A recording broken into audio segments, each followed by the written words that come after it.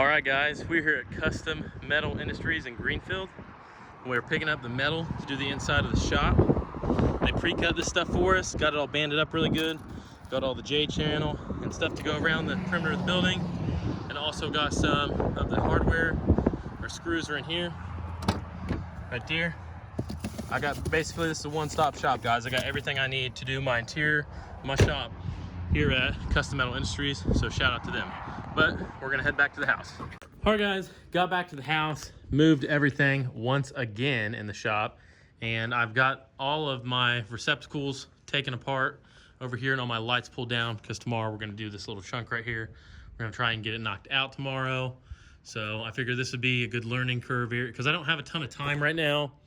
And I figure if I can get this little spot down right here, I can put all my other stuff over here and I can focus on the rest of the shop because this is gonna be an easy part and I can learn on it how to do it. We were able to get the metal unloaded. A good buddy of mine came over and we were able to use a forklift and freaking unload this stuff. So got all the metal right here, guys. This is what we're gonna be putting. It's raining right now. This is what we're gonna be putting on the shop. It's all cut to length to my exact measurements. There's several different sizes here. Really the only night this week I have to work on this because Thursday night, I have to go to dinner. Friday night, we're watching the freaking Cletus McFarland Freedom 500. Can't miss that. I already bought the pay-per-view, so we got to watch it with the boys. Slug back some beers and eat some hot wings and just kind of hang out and just take it easy for a couple hours and watch that. But maybe we'll work on it afterwards. I don't know. But so we're going to do our metal here. And if any of you guys care how I'm going to do this, I'll go ahead and explain it to you. But so my raised part. So on the raised part, this is what I'm gonna do. Now, I thought about, I don't have an attic access and I would have to make one out of the metal. So I kind of got to do this for an idea. And what I'm gonna do is the top part of this here, like where my finger's at, that's gonna be metal. This is gonna be metal. This is gonna be metal. This chunk, that chunk is all gonna be OSB and I'm gonna paint it white. And the reason why I'm gonna do that is because one, it's gonna be way easier. And two, it's not really gonna look that bad once I paint it white. You're really not even gonna notice it that much, I don't think. And three, the third reason is because whenever I go to do my blow-in insulation, you just pop that OSB off, take the screws out, boom, take the chunk off, set on the ground. You have full access to the attic. And that'll be an easy way to get up there, and then I won't have to mess with cutting a hole in the bottom. So it's gonna save me a lot of time. It's gonna look better. It's gonna be absolutely perfect. I'm really pumped.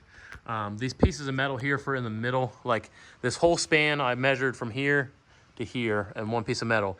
And I'm gonna try and cut them a little short and kind of let them, I don't really know what I'm gonna do there yet, guys. I might have to climb up in the attic and kind of try and, I don't know. We'll figure it out, but we don't wanna have like a very obvious air leak there. If we'd have built the ceiling just a little bit lower, we could have freaking just completely closed off the top of the lift. It would have been a super clean install, but unfortunately, I just didn't build it low enough. So, I mean, it's just kind of one of those things. You got to roll with the punches. I didn't build it low enough. It is what it is. So that's going to be exposed, and then I'm going to have some type of gap there. Who knows? I may try and do it really clean and see if I can find a way to make that work. I'm not really too concerned about the middle part. My main concern is getting the outside pieces done and then getting the walls done. And then I'm gonna tackle this absolutely last because it's gonna be the hardest part of it. And I'm not gonna be super stressed about it because I'm not gonna feel rushed to mess with it. Freaking, hope you guys are enjoying this. I'm just like so excited right now. Whenever I was going to get the insulation and stuff, whenever I was going to get everything else, I didn't get that instant gratitude that I'm gonna get, I think, with this metal. When the metal goes up, it's going to be like every piece is going to be like one step closer. And guys, as soon as this shop is done, it is game on that Ford. It's game on. I've got so many parts piled up from the last video. We've actually bought 2 more trucks. So I have just an absolute pile up of awesome parts for the Ford project. And yeah, so I'm pumped about it. I hope you guys are as well. I'll catch up with you guys when we're putting this metal up. All right, guys, it is now Friday. We didn't work today, took the day off, and we got some of the freaking metal hung up. We got part of the ceiling. We started doing some of the ceiling first. It did take us quite a while to figure out how the trim and stuff goes up. I mean, we struggled with it for quite a minute. We hung it up and took it down multiple times. And I'll tell you guys what, I'll be perfectly honest. I hung up about 6 sheets of this wall this morning, and I really hated how the corners were gonna work out. So behind here, there's normally another outlet. There should be another outlet behind this. And I decided I have one right there and I have one right there, which it's not hooked up yet, but there's really just no need to have this one in the corner, and it was really gonna make, it just wasn't gonna look as clean as I could make it look the way that it is right now. I can just run a bead of silicone through there and seal that up. And yeah, so the lights hang up good. What you do with the lights is just, you know, we got those flush mounted. Those are all flush mounted. And then obviously the outlets here are flush mounted. I've just been using grease. I put grease on that receptacle box and get the piece and push it up against it, and it leaves a perfect trace of what you need to cut out. So that's really clean how we got those done. What we'll do when we're done, I'm gonna get some stainless steel outlet covers and put white silicone behind them and then stick them on, and it's gonna give us an airtight seal. I learned that on Goon Squad YouTube channel. But yeah, we got framed out around the windows. Now, I'm not a professional when it comes to doing this J channel, so I just kind of squared it up. You can see it's not perfect by any means, but definitely looks pretty good. And I'm just gonna take some 1x and paint it white and go in there for the window sills. So that's what we've got done so far. Really, I mean, it goes up pretty easy once you get going on it, and we understand how to do it. It's got this really nice base trim that goes along the bottom. It goes right up against the floor, so I'm really, really, really happy with how this has turned out. And yeah, but we're actually stopping early today, and we're about to go inside and live stream the Freedom 500. And we're gonna have some people over, hang out, eat some food. And yeah, but the shop is coming along, guys. So I'll catch back up with you guys when we work on this again. But for now, we're probably gonna be done for the rest of the day. All right, guys, we're up here at the auction today. Mason just picked up probably one of the best purchases he's ever made in his life. A miniature freaking bulldozer. This thing's got a little single cylinder gas motor on it. It's all belt driven. Really don't know what he bought it for, but can't pass on deals like these. Was actually gonna try and get this one behind it, but it went for a little more. But was able to score this one. Yeah, we actually talked, yeah, it comes with a spare set of tracks. Maybe just gonna paint this thing up and just resell it. But it is pretty cool, so we'll probably play with it for a little bit. Hopefully we can get some of that on footage. This thing has to be like a 50s model, I would say, at least. What do you guys say? I don't know, where's the tag then? Probably at least like a 1950s model dozer. It's got a little, you can adjust the blade on the front, lift it up and down here. Pretty cool. We're about to try, it's on a pallet. We're gonna try and turn it sideways on the pallet and see if we can get them to fork it, set it in the back of Derek's truck, and just send her home. So. Well, Mason, what do you have to say about your mini dozer? Pretty poor financial decision, but I'm ready to rip it. Go fill in some holes. Yeah, we actually just talked to the owner, and he gave us all the blueprints and everything. It basically shows you, these actually come in a kit, and you actually basically build this thing. You just get all the parts and build it yourself. Back in the day, it was like a project for, you know, father-son deal. But we got the blade taken off of it, and we used a forklift, got her loaded up in here. The blade just comes right off the front. We got the spare tracks up there loaded up, and we're about to go try her out. Try it out for a little bit. Dad thinks about it. He's already mad. Hey, Dad. He's laughing.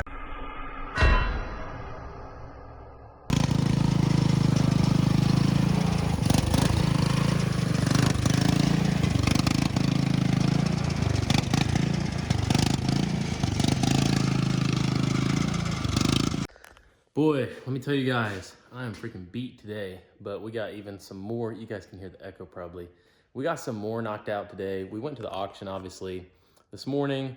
We got up at pretty early. We got up at 8 o'clock, went to the auction. We were there till pretty much 3 o'clock. I really had my eyes on this tractor that I really liked there, but I unfortunately was not able to get it. So it is what it is. I'm really trying to get me a tractor or some type of loader machine, something that I can move vehicles in and out of here with, because I only have a single bay, so I'm going to be moving stuff a lot, especially if it doesn't run, because I don't have room for stuff to just sit. So yeah, I'm in the market for something. I just don't know what I really want an off-road forklift, but they're kind of hard to find. Mason was actually able to pick up a miniature bulldozer, and he already sold it, so good for him. It was pretty funny how it all worked out. There was two of them, and he wanted to get the bigger one, but actually ended up getting a smaller one. But he was actually able to resell it already, so it worked out for him. And I've just been working on the metal some more tonight. So tonight, really the only thing I've done, I was about right here, I'd say. So I've accomplished all of that. I had a couple hard cuts I had to deal with, and This window, guys, I'll be honest, I'm not a carpenter. Okay, this is not my profession, and I have been screwing up here and there, but it's all stuff that I can fix. Like right here, like I cut this hole a little off, so I'm gonna have to get a big oversized outlet cover, and then I'll have to cut it so that way the outlet cover sits flush. You're gonna see a little gap.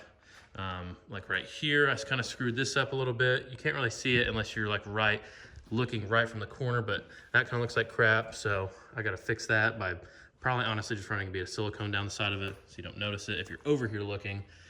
This one will need an oversized cover. Pretty much all of them are going to need oversized covers. It's really nice whenever they line up like that.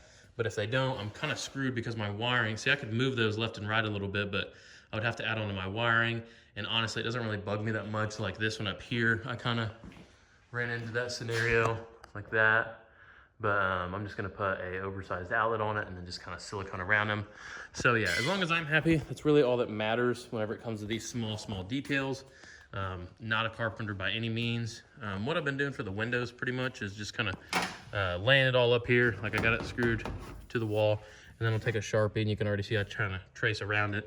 I take the piece down, make my cut, and then hang my new piece up. So it's pretty easy to do the windows.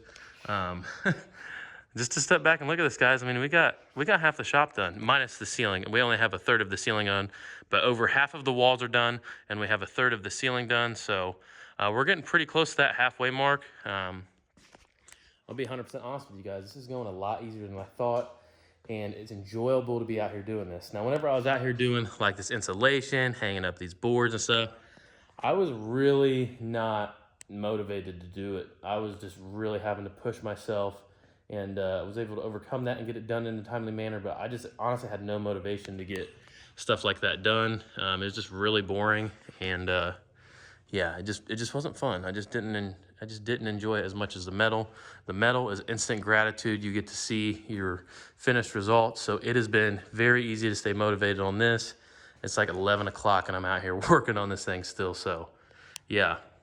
Anyways, kind of a short little video for you guys. Just figured I'd let you know what's going on with the shop and let you guys know how it's coming along.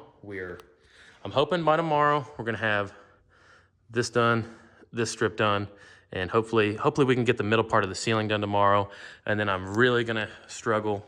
And then I'm really gonna, the clock is gonna just slow way down whenever we get to doing around this garage door stuff and all these corners over here. This is really gonna be a challenge for me to figure out how to do this correctly.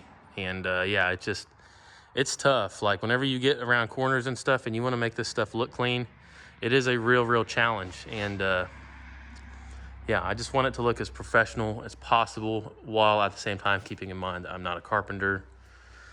I really like how it meets the floor. It has that baseboard, so that's right up against the base. I may go through and do some clear silicone there, just to kind of seal it off. That way water can't get up underneath there, or any kinds of fluids. If you were to spill something, it can't get up in there.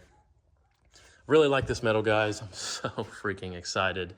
I'd say probably the next shop update video you guys see, we're gonna be done with this and we're gonna be coating the floors. Like I said again, the floors are gonna be getting just a clear coat on top of them. I was gonna get these floors coated, but it's honestly not really in my budget, guys, to do that. It would be around probably $2,500 to $3,000 to paint this floor. And I'm really rough on floors.